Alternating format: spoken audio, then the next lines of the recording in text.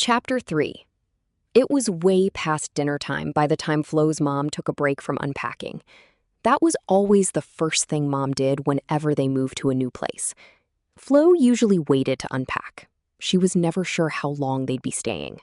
While Mom finished putting stuff away, Flo headed into the kitchen and opened the mustard yellow refrigerator. The bright white light was the only thing inside, and it nearly blinded her. "What are we having for dinner?" she called into the other room. "Oh, right," Mom replied. "We need some groceries, don't we?" "Yeah," Flo said, closing the door. "That might help." She headed into the living room, expecting to see Mom busy putting things away. "Should we go to the store?" she asked, as her stomach growled loudly. Her mom swiped at something Flo couldn't see. She flicked her hand as if something was caught on it, and then wiped her hands on her jeans. "What are you doing?" Flo asked. "It's kind of webby in here," Mom said. "What do you mean, webby?" Flo asked. "You know, spider webs," Mom said, looking around. "They're everywhere. I hope the building doesn't have some sort of spider problem."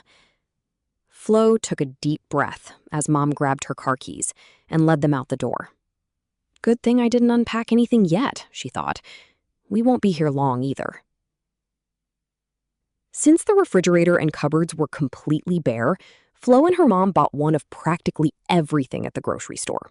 They came back loaded down with bags. Together, they hauled them to the elevator, rode to the 17th floor, and lugged them to the apartment. Flo set her bags down as her mom fumbled for the door key. Then, one by one, they brought them inside. There were a lot of bags. "Is that all of them?" Mom asked. She started to pull open cupboards and put stuff away. "I think there's one more bag," Flo said. "I'll get it."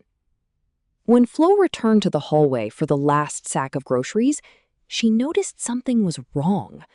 There was a giant bite mark on the side of the bag. Inside, she saw a half-eaten head of lettuce and a shredded cereal box, with the free magic ink pen missing. Worst of all, the box of popsicles she'd picked out was gone. "No way!" Flo cried. She squatted down and examined the evidence like a real detective. There were no clues nearby, but when she stood up and headed farther down the hall, she found a popsicle stick with large bite marks in it. The end was splintered and stained orange. "Must have been a dog or something," Flo muttered. She opened her lunchbox and put the splintered stick inside. As she headed back down the hall to her own apartment, Flo remembered something. Corman Towers didn't allow pets. She'd seen the big sign at the rental office when she and her mom had picked up their keys. If pets aren't allowed, how did our groceries get so messed up? Flo wondered. She wasn't going to let this go. Her popsicles were gone, and she wanted justice. Without thinking twice, Flo walked across the hall and knocked on Furry's door. He seemed like a nosy kid, which meant he'd probably know if someone on their floor had a giant dog. After a moment, she heard footsteps. "Hello?" a woman's voice called from the other side. "Who is it?" Flo smiled sweetly. "It's Flo Gardner," she said. "I'm your new neighbor across the hall." The door opened, and an older woman peered into the hallway. She had curly gray hair and looked old enough to be Flo's grandma. "It's nice to meet you," the woman said. "I am Mona Babbitt." "You must be Furry's mom," Flo said.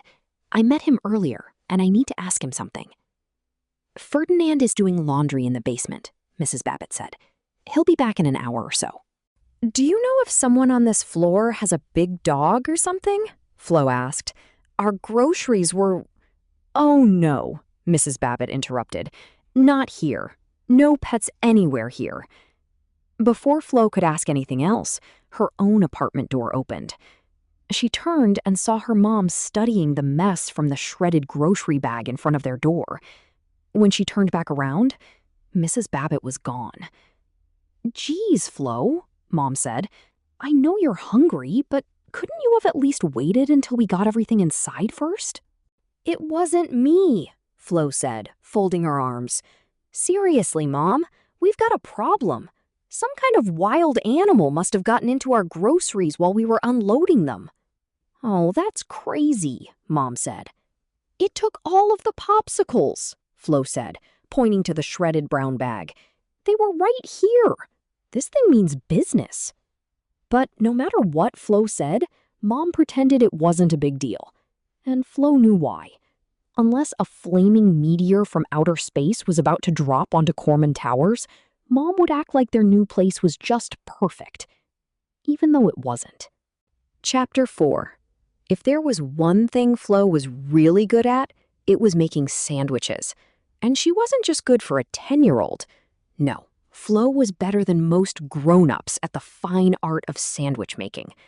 So once the remaining groceries were put away, she got to work making turkey sandwiches for her and Mom. She decided to make a spare one, just in case, and stuck it in her lunchbox for later. Then Flo and her mom ate dinner in the living room, surrounded by the mountains of boxes. "I should call the cable company," Mom said halfway through her sandwich. "What's the rush?" Flo muttered. Secretly, she hoped they'd move within the week. The way things looked, it was a definite possibility. Mom kept chattering about the things she needed to do: get a new driver's license, forward the mail, call the insurance company. Flo didn't listen. She couldn't stop thinking about the grocery problem. It was driving her nuts. More than anything, she wanted a nice cold popsicle after she finished her sandwich. "I'm gonna explore the building a little, okay?" Flo said as she finished the last bite of her sandwich. "Okay," Mom said. "Just be careful and stay inside. There are all kinds of weirdos out in the city." "Great," Flo said, picking up her lunchbox. "I'm so glad we moved here." "You know what I mean," Mom said. "But listen, we're gonna make this apartment work, okay?" "Well, if we don't, that's fine too, Mom," Flo said, putting her plate in the sink. "We just have to find the right place." As Mom nodded quietly, Flo felt bad for what she'd said. She knew Mom was trying. "I'll be back in a little while," Flo said. "Okay, sweetie," Mom said with a smile. "Thanks for the sandwich. And be careful." "I will," Flo said, and pulled the door closed behind her. It took Flo exactly 3 seconds to figure out where she was headed. Mrs. Babbitt had said that Furry was in the basement laundry room, so that seemed like a good enough place to start. Maybe he knew something about the grocery mauling menace. As Flo walked to the elevator, she heard it groan and grind as it headed down. Rather than wasting time waiting, Flo found a door covered in chipped paint that led to the stairs. She shoved it open with a squeak and heard it echo through the stairwell. Flo looked down over the railing to the bottom of the stairs. Some of the landings were lit with a single bulb, while others were completely dark. She hurried down the stairs 2 at a time, scurrying past the darkened landings. When she reached the 4th floor, she saw something white on the floor in the corner of the landing. "What is that?" Flo whispered, taking a cautious step forward. When she bent down, she noticed several more spread around on the ground. They looked like balled-up socks or giant cotton balls. Flo stood up and backed away.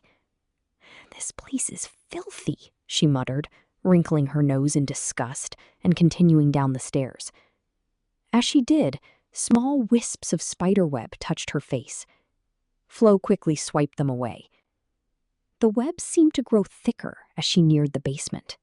Flo opened the door with a shove and entered a long hallway. She could hear the steady whir of a dryer at the end of the hall. That must be the laundry room, Flo thought. Flo continued down the hallway and poked her head into the laundry room. The machines looked old, and she was surprised they still worked. The click-clack of zippers and buttons on the metal dryer drum made a strange beat. She spotted Furry sitting on top of a large washing machine across the room, drumming his fingers on the metal lid. "Hey," Flo said. At the sound of her voice, Furry jumped about a foot in the air. He fell off of the washing machine and onto the hard floor with a loud crash. He quickly picked himself up and rubbed his shoulder. "Ow," Furry said. "You knocked my socks." "You weren't wearing any socks," Flo said, as she stepped into the laundry room. But I'm glad your shorts are still on. Very funny, Furry said with a grin. So, Flo said, getting down to business, is there some kind of big dog or something living in the building? No, Furry said quickly. Why? Something took a bite out of our groceries, Flo said, pacing the room. Something big and hungry from the looks of it. Huh, Furry said, looking away from her gaze. That's weird. Whatever it was ate all of my popsicles, Flo said. She sat down next to Furry, setting her lunchbox next to her. Oh, that's not cool, Furry said. Not during summer. I'm gonna catch whoever did it, Flo said. I'm sure you will, Furry replied, watching Flo carefully. The two of them sat for a few minutes, listening to the slosh of the washing machine and the hum of the dryer. Then Furry spoke up. Want to see something awesome? He asked. Flo didn't want to seem too interested, but she did like things that were awesome. Okay, she said, with a shrug. I guess. Furry led Flo over to a cramped space behind the dryers. Rusty pipes ran overhead and lint balls covered the floor.